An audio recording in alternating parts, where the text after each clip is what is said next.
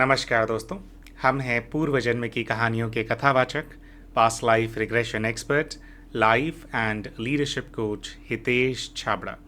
प्यारे दोस्तों, हमारे आज के इस वीडियो के अंदर अपनी जीवन कहानी का 13वां अध्याय आप सभी के सामने हम प्रस्तुत करने जा रहे हैं। दोस्तों, अगर आपने हमारी लाइफ स्टोरी के पहले 12 एपिसोड्स अभी तक नहीं देखे हैं तो इस वीडियो के डिस्क्रिप्शन के अंदर पिछले 12 एपिसोड्स की जानकारी, उनके लिंक्स भी हम शेयर करने वाले हैं। उसका इस्तेमाल करके आप पिछले एपिसोड्स भी देख सकते हैं। दोस्तों, आप सभी को याद ही होगा कि पिछले एपिसोड में हमने बताया था किस प्रकार से एक झगड़े के चलते हमारे को जेल जाना पड़ा था, जिसकी वजह से हमारी नौकरी भी छूट गई थी। जिस समय हम जेल गए थे उस समय हमारा जो पुत्र है वह केवल 4 महीने का था। दोस्तों, जेल हमें जाना पड़ा और उसके अंदर 50 दिन हमने काटे। उस जेल यात्रा का पूरा अनुभव अपने पिछले एपिसोड के अंदर हमने शेयर किया था। हमने ये भी शेयर किया था कि किस प्रकार से सब लोग सोचते थे कि जेल से वापस आने के बाद अब इसको कोई नौकरी नहीं मिलेगी, इसका जीवन बर्बाद हो जाएगा। लेकिन जीवन उस कारण तो बर्बाद नहीं हुआ। जेल के अंदर हमें कुछ लोग मिल गए थे जिनसे लगभग 50 लाख रुपए हम इन्वेस्टमेंट के अंदर रेज़ कर पाए थे, और वो 50 लाख रुपए का इस्तेमाल करके हमने अपना एक स्टार्टअप किया था। दोस्तों, इस स्टार्टअप को भी अगले कुछ वर्षों के अंदर बहुत अच्छे मकाम तक हम ले गए थे। लगभग 10-11 स्टेट्स के अंदर ऑफिसेज जो हमारे जो स्टार्टअप है उसके शुरू कर दिए थे। बहुत कुछ होने वाला था, करोड़ों हम कमाने वाले थे। लेकिन क्योंकि उसके अंदर जो कमाई लगी हुई थी वो पाप की कमाई थी, और ज़्यादातर लोग जो शुरू में ही हमारे साथ जुड़े हुए थे वे बदनीयती के साथ जुड़े थे। तो वो बोलते हैं ना दोस्तों, बेईमानी का पैसा जो है, आप कितना भी उससे रचनात्मक कुछ करने का प्रयास कर लो, आप नहीं कर सकते। बेईमानी के पैसे से आप अय्याशी तो कर सकते हैं, लेकिन उस पैसे से आप सोचो कि आप कुछ ऐसा खड़ा कर दो जो कि सस्टेनेबल हो। वो उस पैसे के अंदर वो एनर्जी ही नहीं होती है, उस पैसे के अंदर एनर्जी ही हलचल की होती है। तो जितने भी लोग उन वर्षों में हमारे जीवन के अंदर आए, चाहे फिर वो सेल्स वाले हों, ऑपरेशंस वाले हों, बिजनेस डेवलपमेंट वाले हों, जितने भी लोगों को हमने एम्प्लॉय किया, उसके अंदर हर डिपार्टमेंट के अंदर कोई ना कोई व्यक्ति ऐसा था जिसको केवल और केवल कंपनी को लूटना था, उसको अपनी जेब भरने से मतलब था। तो बहुत सारे धोखे इस समय में हमारे को खाने को मिले। कंपनी के जितने फंक्शंस होते हैं, हर फंक्शन को एक पिलर को संभालते थे तो बाकी 2 गिरने लग जाते थे, 2 को संभालो तो फिर और 3 गिरने लग जाते थे। इस तरह के एक बहुत लंबे चौड़े टर्मोइल से कई वर्षों तक हम गुजरे। लेकिन इसके अंदर कंपनी को खड़ा कैसे किया जाता है, कंपनी के फंक्शंस किस तरह से होने चाहिए, क्या चीज़ों का इंसान को ध्यान रखना चाहिए, क्या गलतियां हैं जो इंसान को नहीं करनी चाहिए, किस समय पर धैर्य रखना चाहिए और किस समय पर जो है पूरा जोश दिखाना चाहिए, और अहंकार तो बिल्कुल इंसान को नहीं करना चाहिए। अहंकार इंसान को किस प्रकार से मार देता है, ये सारी शिक्षाएं हमारे को इस अनुभव से मिली हो। तो ये सब कुछ हमने आपके साथ जो है पिछले एपिसोड के अंदर साझा किया था। दोस्तों, अब अपनी जर्नी के हम थोड़ा आगे जाने वाले हैं। उसके अंदर हम बताने वाले हैं कि भैया अब जब ये कंपनी पहले डाउन साइज हुई, डाउन साइज से फर्दर डाउन साइज हुई, और उसके बाद जो है जब पूरी तरह से बंद हुई, तो इस कंपनी ने लगभग 1.5 करोड़ का कर्जा हमारे सर के ऊपर छोड़ दिया। जी हाँ दोस्तों, इतना पैसा मार्केट का चुकाना था हमारे पास। ना तो जैसा कि आप जानते हैं कि अगर हम अपने घर की बात करें तो बचपन से हम तो एक पुअर फैमिली से बिलोंग करते हैं। ऐसे कोई बहुत ज़्यादा हमारे पास एसेट्स भी नहीं थे कि हम उसको लिक्विडेट करके मार्केट का पैसा चुका दें। साथ में जिन लोगों ने काम शुरू किया था वो लोग तो अपने अपने समय पर अपना अपना पैसा कमा करके हमारे को धोखा दे करके भाग गए थे। अब दोस्तों, चारों तरफ से हमारे को सब लोगों ने घेर लिया है ना। हमारे कई सारे पार्टनर्स थे, इन्वेस्टर्स थे, उन्होंने घेर लिया कि हमारा पैसा दो। और इसी के साथ साथ हमारे काफ़ी सारे कंपनी के एम्प्लॉयज़ थे जिनकी जो सैलरीज़ थी वो ड्यू थी। तो दोस्तों, यहाँ पे हमारे को अब समझ में नहीं आ रहा था कि हम क्या करेंगे। हमने कंपनी बंद कर दी थी, लेकिन हमारे घर के बारे में हमारे जो एम्प्लॉयज़ हैं उनको जानकारी थी, हम कहाँ रहते हैं, क्या रहते हैं, और हमारी पूरी इंटेंशंस थी कि एटलीस्ट हमारे को लगता था कि मार्केट का पैसा दिया जाए या ना दिया जाए, जिन लोगों ने हमारे लिए काम किया है सबसे पहले हमारी प्रायोरिटी जो है वही लोग थे। अब दोस्तों, बिल्कुल शुरू में तो जहाँ के हम रहने वाले थे वहीं हम रहते थे, और तो अब इस समय में फिर हमारे को कई सारे 1-2 महीने तक हमने धक्के खाए। फिर हमारे को ऐसा आइडिया आया कि यूएस के अंदर हमारा एक फ्रेंड था, एक पुराना फ्रेंड था, वो रहता था और उसका कुछ ऑटोमोबाइल इंडस्ट्री से जुड़ा हुआ उसका कुछ वहाँ पे कार्य था। और वो कुछ सर्टन पार्ट्स है उनकी सप्लाई का काम किया करता था। तो उस भाई के हम संपर्क के अंदर आए, हमने बोला कि ऐसे ऐसे हम थोड़ा परेशान चल रहे हैं, समझ में नहीं आ रहा क्या हो रहा है। तो कुछ ऐसा हमारा उस भाई के साथ अरेंजमेंट बन गया कि हमने ऐसा एक प्रोसेस सेटअप कर दिया कि जो भी आपके क्लाइंट्स होते हैं उनको हम इंडिया से डील करेंगे। और शुरू में इस काम को बिल्कुल हमने अकेले अपने घर से एक कंप्यूटर से करना स्टार्ट किया, जिसके अंदर उनकी जितने भी क्लाइंट्स हैं उनकी जो सेल्स इंक्वायरी है उसको हम हैंडल करते थे। और फिर ऑर्डर लेकर के जो भी माल सप्लाई करना होता था, ये जो हमारा मित्र था अमेरिका के अंदर, सारे जो लॉजिस्टिक्स का काम है वो वहाँ पर देखता था। और कई सारा उसमें काम ऐसा भी होता था जिसके अंदर माल उसके पास नहीं पड़ा है, माल हमारे को कहीं और से सोर्स करना है।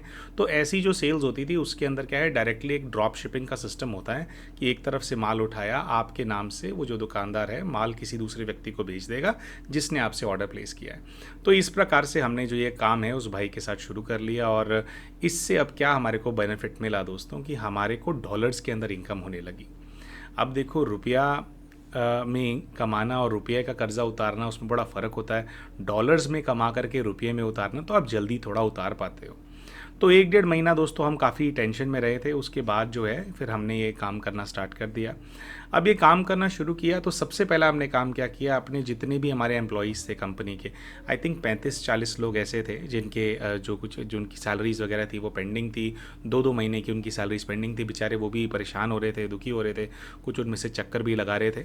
तो फिर उनको फिर एक एक करके, फिर हमारे को ऐसी तो हमारी कैपेबिलिटी नहीं थी कि 35 लोगों की तनख्वाह मैं एक साथ दे दूँ, क्योंकि एक एक आदमी की भी तनख्वाह देखो तो 35,000, किसी की 40,000 बन रही है, किसी की 50 बन रही है, किसी की 60 बन रही है 2 महीने की तनख्वाह।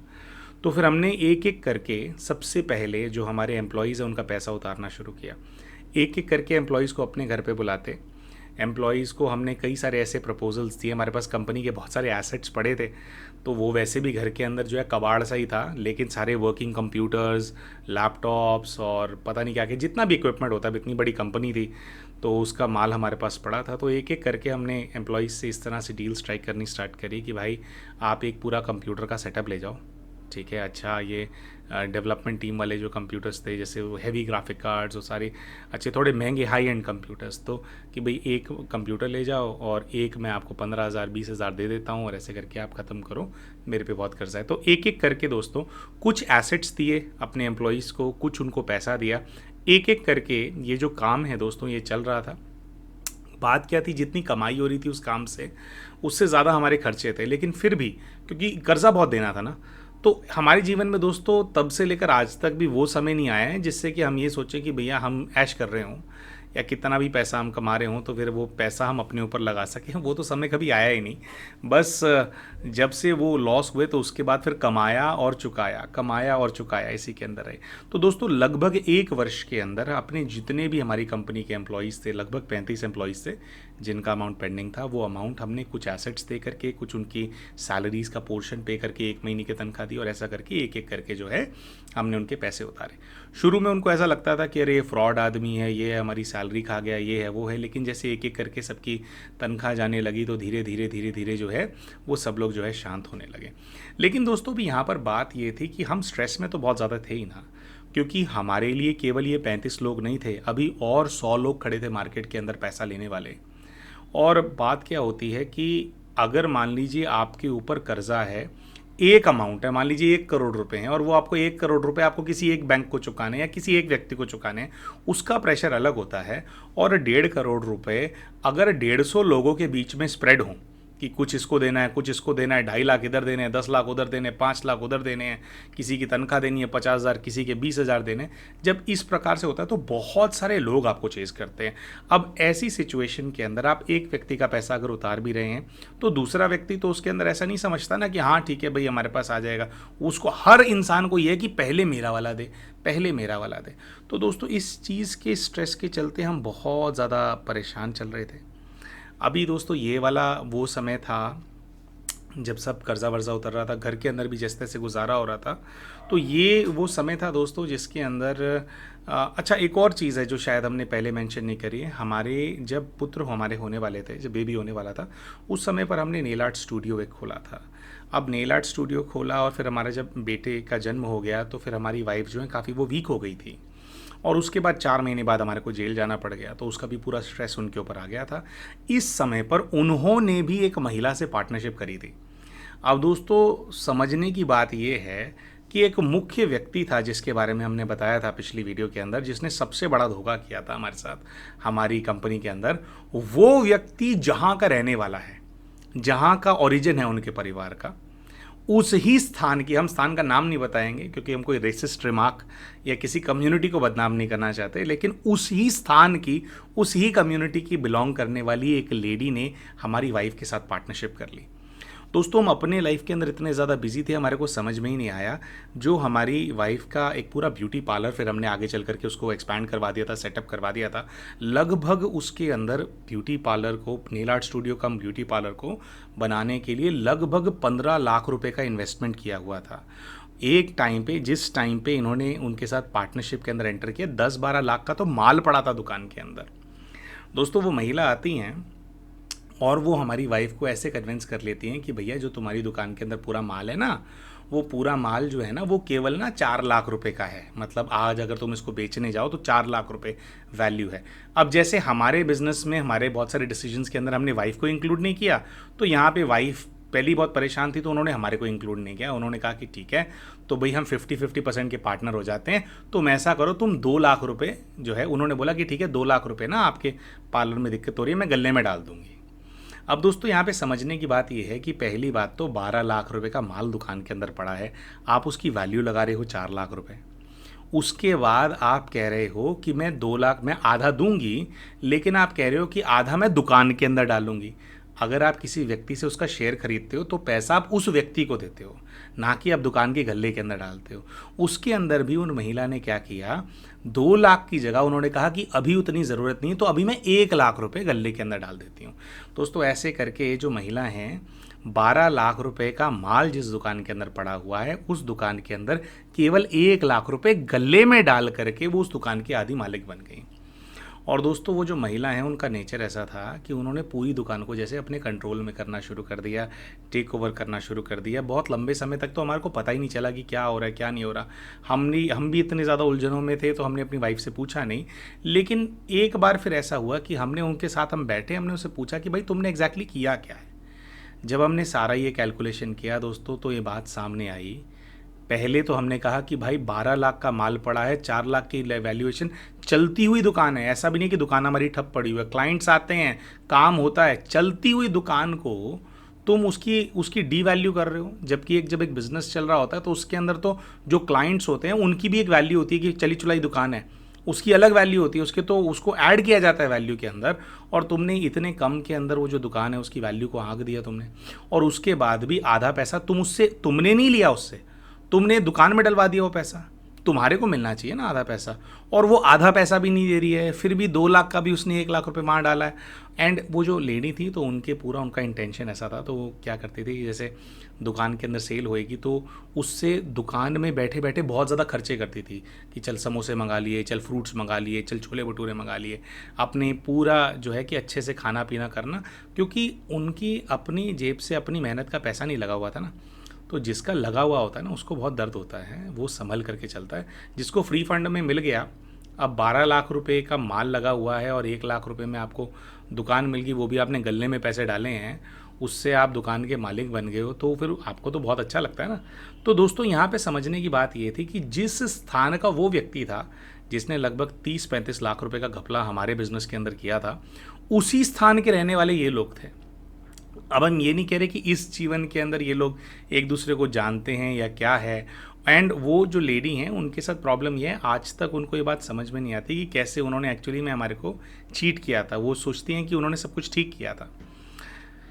तो वहीं के तो शायद उस स्थान से कुछ हमारा लेना देना था, उस स्थान के लोगों से लेना देना था। हमारे को धोखा दिया हमारे तरफ के उन्होंने, और जो वाइफ है उनका जो बिज़नेस खोल करके दिया होता उसके अंदर धोखा दिया इस लेडी ने। अब दोस्तों जब ये लगभग 1 साल में हमने जब तक ये कर्ज़े अपने उतारे, तब तक में कुछ ऐसा हिसाब किताब हो गया था कि दिल्ली के अंदर कुछ ऐसा हो रहा था, एमसीडी वाले थोड़ी दबिश वगैरह दे रहे थे। वो जो दुकान थी प्रॉपरली कमर्शियल नहीं थी, वो बेसमेंट के अंदर पूरा सेटअप बना हुआ था, तो उसकी वजह से हमारे को थोड़ा चुभ भी रही थी ये पार्टनरशिप। कुछ ऐसा हुआ कि हमने कहा कि इसको दुकान को खाली करो, रातों रात पूरी दुकान का जो माल है हमने अपने घर में भर लिया। अब ऐसे में उस लेडी को लगा कि मेरे साथ धोखा हुआ, पर यहाँ पर दोस्तों हमने क्या किया, उन लेडी को अपने घर पे बुलाया, पूरा उनको मैथ समझाया, पहले वो किया, और जितना भी पैसा उनका बनता था, जितना उन्होंने लिया, क्योंकि काफ़ी दुकान से पैसा वो निकाल चुके थे, जो कि कैलकुलेशन के हिसाब से ठीक नहीं बनता था, और फर्दर जो कैलकुलेशन हुई उसके हिसाब से भी नहीं बनता था वो पैसा, लेकिन फिर भी चलो हमने कहा कोई बात नहीं, उनको 70-75 हज़ार रुपये हमने और कैलकुलेशन करके दिए कि भैया ये ऐसे ऐसे करके ये करो। आप लगा लीजिए 6 महीने 8 महीने के अंदर वो लेडी दुकान के अंदर आई, उसने पूरी मौज ली वहाँ पे दुकान के अंदर, उसके बाद उसके पैसे उसके पास वापस चले गए, और वो दुकान का जो माल वापस हमने अपने घर के अंदर भरा ना दोस्तों, उसके बाद कभी वो दुकान हम दोबारा बना नहीं पाए, वो दुकान वापस हम इस्टेब्लिश नहीं कर पाए, क्योंकि वाइफ की हालत नहीं थी। एंड वो जो लेडी थी, उन्होंने जितना भी स्टाफ था उनको इस प्रकार से भड़का दिया कि भाई मैं खोलूँगी बड़ा बिज़नेस, ये छोटे लोग हैं, मैं खोलूँगी बड़ा बिज़नेस। तो वो महीनों तक स्टाफ को घुमाती रही कि मैं खोलूँगी मैं खोलूँगी, उन्होंने खोलना था नहीं, उनकी इंटेंशन ये थी कि इन्होंने दुकान बंद करी है ना, ये बर्बाद हो जाए, इनका नहीं मैं वो करने दूँगी। तो हालांकि दोस्तों इस चीज़ को बहुत पीछे हम छोड़ आए हैं, लेकिन अभी क्योंकि यहाँ पर चैप्टर के इस यहाँ तक हम पहुँचे हैं तो इसलिए वो ये मेंशन किया। तो आइडियल हिसाब तो ये होना चाहिए था कि 12 लाख रुपए का माल है, चलो आप उसको 10 लाख का 8 लाख का कंसिडर कर रहे हो, अगर आपको 50% का पार्टनर बनना है तो आधा पैसा आप हमारे को दो, तो उनको 4-5 लाख रुपए हमारे को देने बनते थे। तो लेकिन आज तक भी वो जो लेडी है उनको वो बात समझ में नहीं आई, और वो आई, अपना खाया पिया, हमारी दुकान को बर्बाद कर गई। और उसके बाद फिर जब हम एक बार हमारे घर पे आ ही गया, तो उसके बाद फिर वो जो सारा माल है फिर वो कौड़ियों के भाव ही हमारा फिर वो बिक गया था, और धीरे धीरे करके वो पूरा जैसे वो भी पूरा एक जो हमने एक जो वहाँ पे सपना देखा था कि वो काम नहीं चला, चल कोई तो काम चल रहा है जिससे कि हमारा घर चल जाएगा, तो वो भी पूरी तरह से एक तरीके से बर्बाद हो गया। लेकिन फिर भी दोस्तों ये यूएस वाला काम हमारे हाथ में था, जितनी भी ये थी हर चीज़ को हम सॉर्ट कर पा रहे थे। अगर खड़े पैर उनको 75,000 रुपये दे पाए तो वो भी इसीलिए दे पाए क्योंकि भाई हमारे पास जो है कुछ हमारे पास अच्छे पैसे हम कमा रहे थे। करते करते करते करते एम्प्लॉयज़ के पहले पैसे उतर गए, उसके बाद हमारे कुछ और क्लाइंट्स थे, कुछ वेंडर्स थे, उनके पैसे हमने साइमल्टेनियसली उतारे। फिर कई सारे ऐसे लोग थे जिन्होंने क्राउड फंडिंग के माध्यम से इन्वेस्ट किया था कंपनी के अंदर, कुछ लोगों ने फ्रेंचाइज लिया था कंपनी का, तो उन सब के फिर पैसे हम जो है धीरे धीरे हमने देने स्टार्ट किए। लेकिन फिर भी चारों तरफ से ये जो प्रेशर था ना दोस्तों हमारे ऊपर बहुत ज़्यादा हो रहा था। और फिर आपको याद होगा हमारी लाइफ स्टोरी के 8वें चैप्टर में हमने बताया था कि किस प्रकार से हमारी धर्म पत्नी से हमारा एक दिन शराब पी करके बहुत ज़्यादा झगड़ा हो गया। फिर वो वाले इंसिडेंट्स ने टेक प्लेस किया, और जो उनकी जितनी भी धार्मिक उनके चित्र वगैरह थे, प्रदर्शना थी, वो सारी हमने तोड़ दी थी। फिर हमारे साथ कुछ मारपीट हो गई थी, अगले दिन ही हमारे को फल मिल गया था।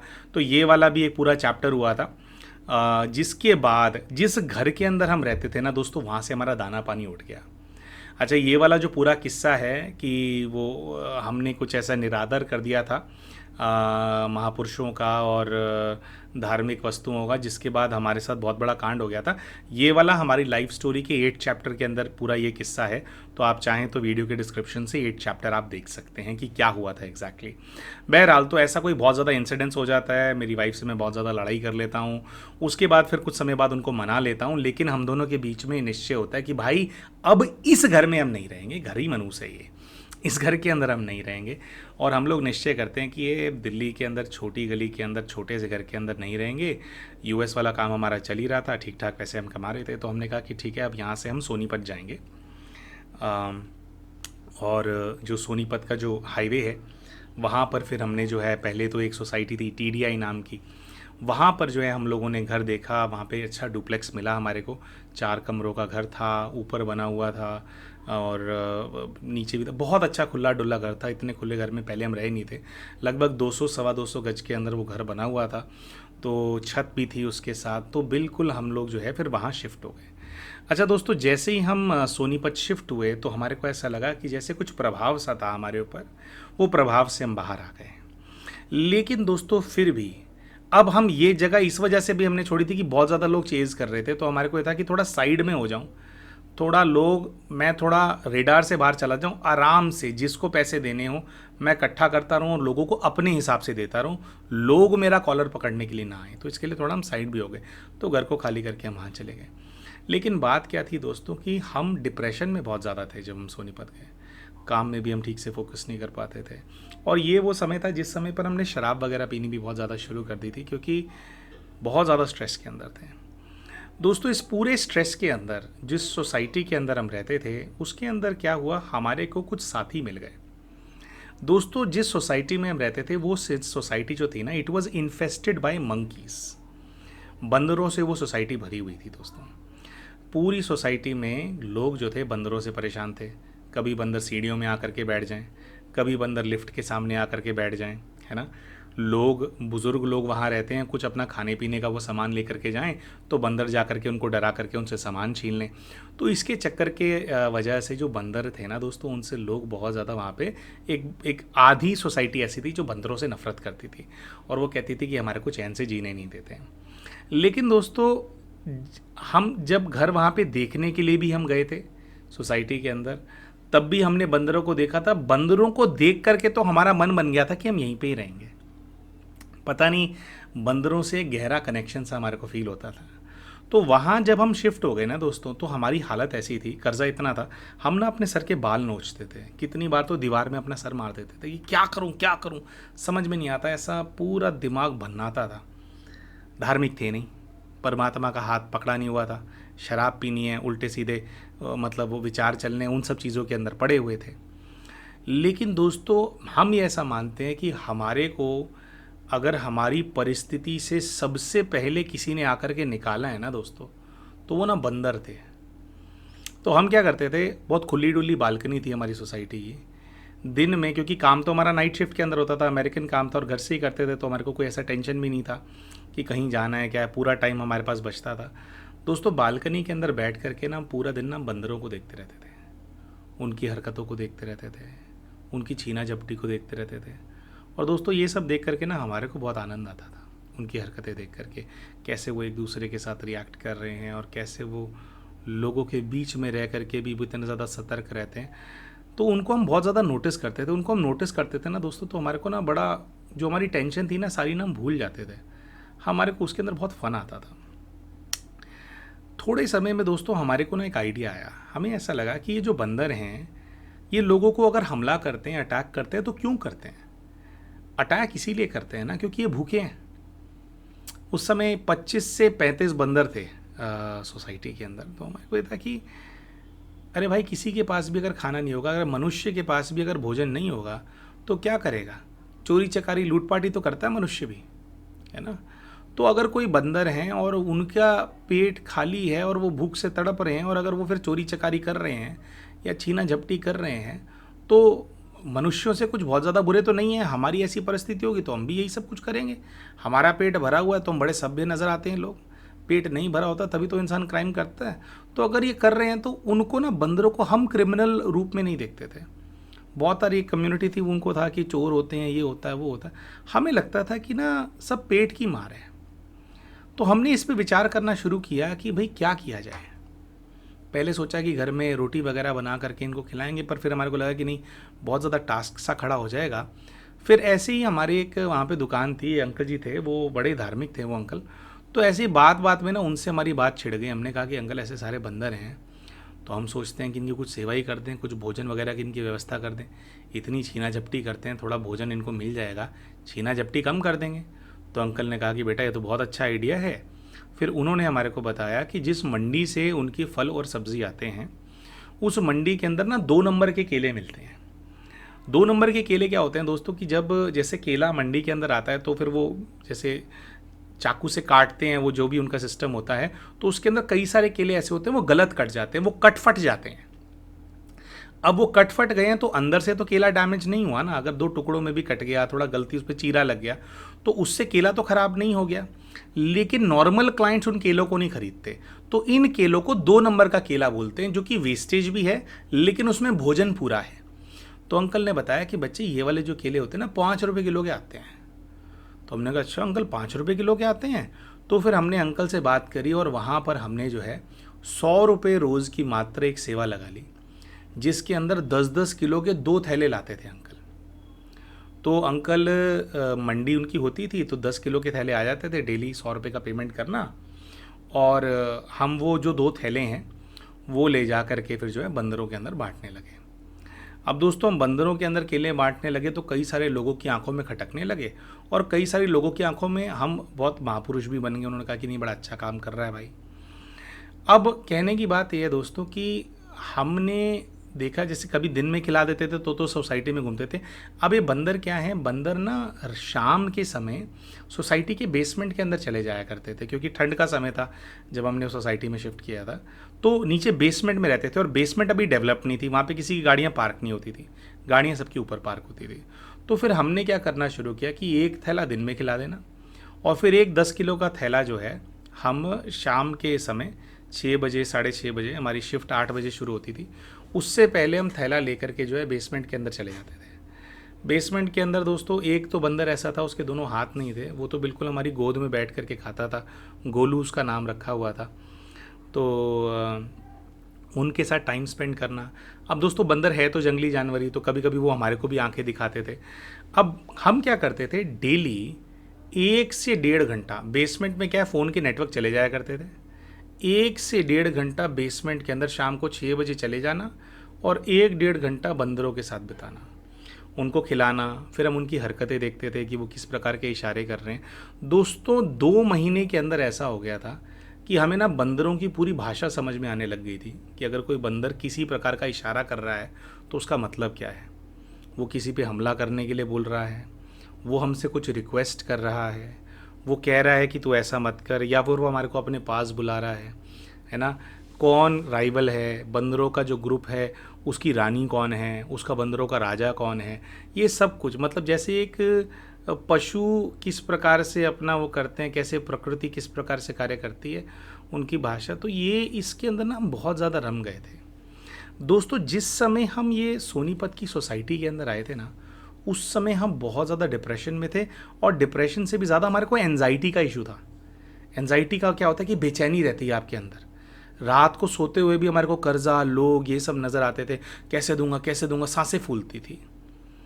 दोस्तों अगर हम अपना इलाज कराने के लिए किसी साइकियाट्रिस्ट के पास चले जाते हैं कि मुझे एनजाइटी है, डिप्रेशन है, जैसे कई सारे लोग साइकियाट्रिस्ट के पास जाते हैं, तो साइकियाट्रिस्ट क्या करते हैं दोस्तों, नशे की गोलियां देते हैं, है ना। लाइसेंस होता है उनके पास आपको अफीम खिलाने का, तो अफीम की गोलियां देते हैं, कहते हैं बेटा गोली खाओ, गोली खा के सो जा, रात को गोली खाई हो नींद आ जाएगी, ये गोली खा के सो जा।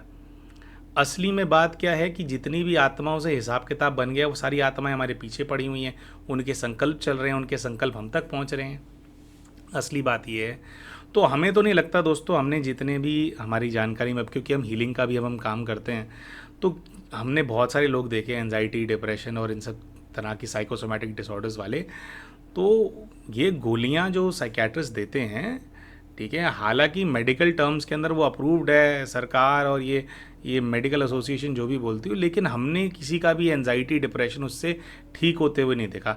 इट इज़ जस्ट लाइक कि आपको नशा करने की आदत पड़ गई है, उन्होंने नशे की आदत डाल दी है दोस्तों, और सालों साल तक लोगों का एनजाइटी, डिप्रेशन ठीक नहीं होता है दोस्तों। 2 महीने के अंदर, 2 महीने के अंदर बंदरों ने हमारा एनजाइटी ठीक कर दिया, डिप्रेशन से हमारे को बाहर ले आए दोस्तों। एक बार ना उस सोसाइटी के अंदर ना हमारे अंकल से ना लड़ाई हो गई थी इस चीज़ को लेकर के। अंकल ने हमारे को बहुत बातें सुनाई थी, हमने तो ज़्यादा बोला नहीं, बड़े थे हमसे। तो उन्होंने ना हमारे को ये बोला था कि ये जो तुम इनको खिलाते हो ना, ये कोई भगवान नहीं है ना, ये कोई भगवान नहीं है कि तुम्हारे को आशीर्वाद दे देंगे और ये हो जाएगा, इसमें से हनुमान जी प्रकट हो जाएंगे, ऐसा कुछ है नहीं जो तुम्हारे को लगता है। तो ये जो तू सेवा सेवा सेवा सेवा कर रहा है ना, सेवा नहीं है, यहाँ पे बंदर है, सब लोग बंदरों से परेशान है, तो इनको खिला खिला करके तूने यहीं पे इनको पाल रखा है।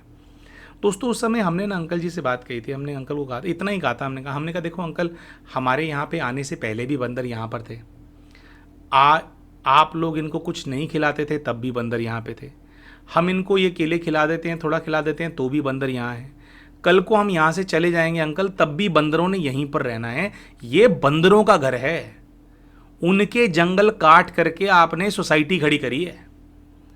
तो जब तक लोग इनके साथ जीना नहीं सीखेंगे ना, तब तक परेशानी होते रहेंगे।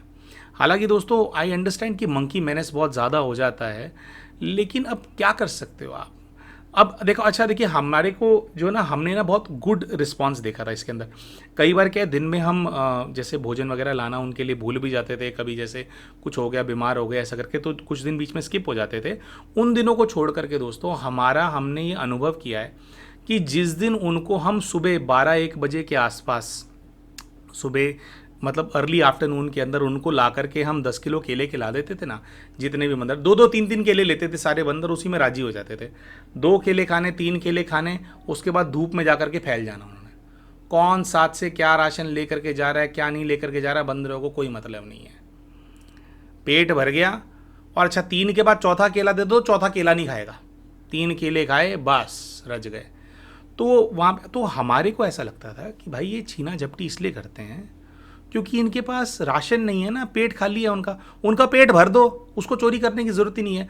दोस्तों हमारे जो एक्सपेरिमेंट है ना सक्सेसफुल हुआ, जब उनका पेट भरा होता था तो किसी के ऊपर कोई छीना झपटी नहीं करते थे बंदर। तो हम ये समझाने का प्रयास किया, लेकिन जो लोग हेट्रेड से भरे होते हैं और जो ज़्यादातर मनुष्य आज के समय पे ना ऐसा सोचते हैं कि जो पूरी प्रकृति है ना, ये सारी प्रकृति खत्म हो जाए, सारे जीव जंतु खत्म हो जाए, अकेला ना मैं रह लूँ, मेरा घर है वो सुंदर हो, ना मेरे आसपास कुत्ते हों, ना मेरे आसपास गायें घूमें, ना मेरे आसपास बंदर हो, कोई जीव जंतु मेरे आसपास ना हो, सबको साफ करके अकेला मैं रह लूँ इस पृथ्वी के ऊपर। दोस्तों हमारे को तो पर्सनली लगता है कि इसी की वजह से ना बहुत ज़्यादा पाप बढ़ रहा है इस धरती के ऊपर। मनुष्य आत्माओं को बहुत ज़्यादा आवश्यकता है प्रकृति के साथ हम कैसे रह सकते हैं, कैसे, देखिए अपनी रक्षा भी करनी आवश्यक है, ठीक है। कई बार मंकीज़ बहुत ज़्यादा मेनेस भी करते हैं, लेकिन हमारे को ऐसा लगता है कि अगर आप सौहार्द भावना के साथ आत्मिक अगर प्रेम की दृष्टि इनके प्रति रखें ना दोस्तों, अच्छा वाइब्रेशन रखें ना जानवरों के प्रति, तो ना आपका वाइब्रेशन कैच करते हैं। आप देख लो, हम बिल्कुल ऐसा जा कर के साथ में बैठ जाते थे, बिल्कुल उनके मुंह के पास बैठ गए, ऐसे मुंह में डाल करके भी खिला रहे हैं। एक बंदर हमारी गोदी में बैठ करके खाता है, उसकी पुरानी वीडियो भी थी, हमारे पास वीडियो मिली नहीं, हमने सोचा था कि डालेंगे इसके अंदर, पर वीडियो हमारे को मिली नहीं, खाता था। तो उनको पता है कि हम रोटी देने वाला है। तो कहने का भाव ये है कि अगर भावना आपकी अच्छी हो ना, अगर आप शांत स्वरूप बन करके इनके साथ रहें, तो इनके साथ जिया जा सकता है, ऐसी कोई बात नहीं है। और उस सोसाइटी के अंदर 100 परिवार के आसपास रहते थे। अभी तो और सोसाइटी की मेरे ख्याल से 500-600 फैमिलीज की कैपेसिटी थी, 100 परिवार उस सोसाइटी के अंदर रहते थे। हमारा मानना ये था कि भाई अगर 5-5 रुपये भी लोग कंट्रीब्यूट करें ना रोज़ के, तो 500 रुपये हो जाता है। महीने का 150 रुपये अगर हम कंट्रीब्यूट करें, आपको लगता है कि इधर उधर घूमते हैं, सोसाइटी के अंदर एक कोना निर्धारित कर दो, वहाँ खाना डालो, तो ये लोग क्या करेंगे, वहाँ पे 3 टाइम का खाना इनको मिलेगा, ये उसी एरिया के अंदर कन्फाइंड रहेंगे। ऐसा कुछ करना चाहिए। लेकिन कोई कहता है यहाँ मत खिला, कोई कहता है वहाँ मत खिला, जिसकी वजह से हमें भी घूमना पड़ता है, बंदर भी घूम रहे हैं, वो पहले भी घूमते थे, आज भी घूम रहे हैं। तो हमें ऐसा लगता है कि जब भी प्रकृति आपके आसपास हो ना दोस्तों, उससे दूर भागने की बजाय, उससे नफरत करने की बजाय उसको मैनेज करना इंसान को सीखना चाहिए। अच्छा दोस्तों, ये हमने बात करी थी कि अंकल जी ने हमसे झगड़ा किया कि ये कोई भगवान नहीं है। दोस्तों हमारे यहाँ भारतवर्ष के अंदर हम पशुओं की भी पूजा करते हैं, ये हमारी संस्कृति का पार्ट है। इसलिए है क्योंकि हमारा जो प्राचीन भारत है ना, प्राचीन भारत में किसी दूसरे को इन्वेड करने की शिक्षा नहीं दी जाती थी, दूसरे का घर उजाड़ करके अपना घर बहाल करने की शिक्षा नहीं दी जाती थी, पूरी प्रकृति के साथ सौहार्द भाव के साथ रहना सिखाया जाता था, है ना।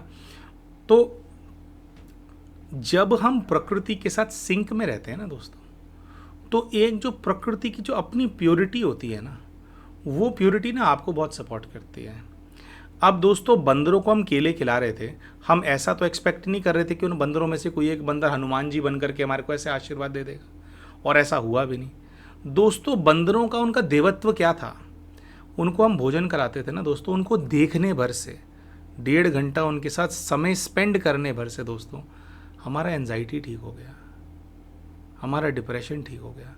2 महीने के अंदर हम ऐसे हो गए थे कि हाँ भाई दोबारा वैसी कंपनी खड़ी कर दूंगा मैं, ऐसा चलता कर दिया था बंदरों ने, चैन की नींद आने लग गई थी हमारे को।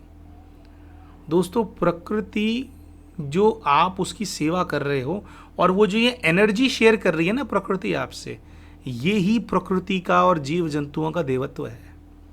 उन्होंने कर तो दिया, और क्या अलग से मनुष्य बन जाए क्या वो, है ना। तो वही उनका देवत्व था। तो कहने का भाव ये दोस्तों, हमारा तो बहुत अच्छा अनुभव था बंदरों के साथ। अनफॉर्चुनेटली कुछ ऐसा हो गया, शायद उस सोसाइटी में हमारा जाना, वो बंदरों से हमारा संबंध बनना था, बंदरों से हमारा एंजाइटी ठीक होना था। परमात्मा ने इसीलिए हमारी व्यवस्था उस सोसाइटी के अंदर करवा दी थी। दोस्तों 2 महीने के अंदर एंजाइटी ठीक हो गई थी। 3 महीने के अंदर ऐसी परिस्थिति आ गई कि उस सोसाइटी के अंदर की ना लाइट चली गई। वहाँ का जो बिल्डर है वो थोड़ा नालायक था, तो उसके क्या है कि उसने बिजली के बिल नहीं भरे थे, कुछ ऐसी थी, ब्लैकआउट हो गया था। अब हमारा दिन रात कॉलिंग का काम, हमारे वहाँ पे क्लाइंट्स है वेट कर रहे हैं, हमारे नंबर पे कॉल कर रहे हैं, हम ऑर्डर्स नहीं चेक कर पा रहे, हमारा बिल्कुल ब्लैकआउट हो गया था वहाँ पे, तो लाइट आती ही नहीं थी, जिसकी वजह से फिर इस सोसाइटी से हमारे को साथ वाली एक दूसरी सोसाइटी के अंदर मूव करना पड़ गया जहाँ पे बंदर नहीं थे। 3 महीना दोस्तों हम इस सोसाइटी के अंदर रहे, लेकिन यकीन मानिएगा 3 महीने के अंदर बंदरों ने ना हमारे को जिंदा कर दिया। जो हम ख़त्म हो गया था ना हमारा जीवन, बंदरों ने। दोस्तों वो दिन है और आज का दिन है, कुछ भी हो जाए, जो पशुओं की सेवा है ना उसको करना हम नहीं छोड़ते। और हमारे को तो ऐसा लगता है कि उनको जो हमने खिलाया है ना दोस्तों, उसके बाद फिर क्या ये भी है, थोड़ी गऊ सेवा भी कर देते हैं, नंदी सेवा भी कर देते हैं, थोड़ा स्ट्रे डॉग्स हैं, थोड़ा उनका सेवा करना हमारे को पसंद है। तो हमने ऐसा देखा है दोस्तों कि ना हमारे पास ना उसके बाद भी कई सारी समस्याएं आई दोस्तों। इस बिज़नेस के अंदर भी हमारे को 8-10 लाख का और फर्दर लॉस हो गया था। लास्ट में कुछ ऐसा हो गया था, क्लाइंट्स ने पैसे खा लिए थे हमारे यहाँ पे भी, माल हमसे, जैसे मोटर का काम होता है, इंजन, बड़े बड़े इंजन, हमने एक जैगवार का इंजन सप्लाई किया था हमने $18,000 का। वो सामने से बंदा उस इंजन को खा गया था, तो एकदम से हमारे ऊपर 10-12 लाख का फटका आ गया था। तो पूरी जो कमाई थी वो कर्जे में बदल गई थी साल के एंड में। वो हुआ था, लेकिन वो दूसरी सोसाइटी में शिफ्ट होने के बाद हुआ था वो वाला कांड, जिससे फिर हम फर्दर और परेशान हो गए थे। फिर फर्दर सोचा कि अब क्या करेंगे। लेकिन कहने का मतलब ये है दोस्तों कि हमने ना कभी भी, हमारे को ना रोटी की दिक्कत नहीं हुई। कर्जे हम पहले भी उतार रहे थे, आज भी उतार पा रहे हैं। आज भी परमात्मा ने ये काम हमारे को शुरू करवा करके दिया है। आगे हम ये भी बताएंगे कि ये पास्ट लाइफ रिग्रेशन के जो हम काम करते हैं, जो लाइफ कोचिंग करते हैं, इसके अंदर फिर हम कैसे आ गए। हम तो बिज़नेस, डॉलर्स में पैसा कमाना, इस सब के अंदर आ गए थे, तो फिर यहाँ तक कैसे पहुँचे, आगे वो भी बताएंगे। लेकिन ये ज़रूर बताना चाहते हैं दोस्तों, परमात्मा की बहुत कृपा रही है। और बंदरों की सेवा करने के बाद हमारे को ऐसा एक, हमारे को टचिंग सी आ गई। हमें को लगा कि जो अपने कर्जे हम उतार रहे हैं, जो अपने घर में हम रोटी खा रहे हैं, जो बच्चे की हम स्कूल की फ़ीस दे रहे हैं, जो गाड़ी में तेल हम डलवा रहे हैं, क्या पता इनकी किस्मत से खा रहे हो भाई। हमारी किस्मत तो शायद जीरो हो चुकी है ना। हमारी किस्मत इतनी अच्छी होती तो इतने अच्छे बिजनेस से 100-200 करोड़ के मालिक ना बन गए होते, है ना। नहीं बने ना, तो अपनी किस्मत के तो लगे पड़े हैं। तो भाई आपके जीवन के अंदर भी अगर इस प्रकार की कुछ समस्या चल रही है ना, चीज़ों से परेशान हो, ठीक है, आपको लगता है कि अरे भाई अपने खाने के लिए नहीं, इनको मैं क्या खिलाऊंगा, तो भी खिलाओ, तो भी प्रकृति की सेवा करो। जो जीव देखो अपने आसपास, कुछ ना कुछ ऐसा संकल्प जरूर करो कि उसके मुंह में कुछ ना कुछ डालो, क्योंकि आपको नहीं पता आप जो रोटी खा रहे हो, क्या पता उन्हीं के भाग्य की खा रहे हो। या अगर अभी जीवन के अंदर समस्या है तो ऐसे सेवा करना शुरू कर दो, उनके भाग्य की रोटी आपके पास आने लग जाती है।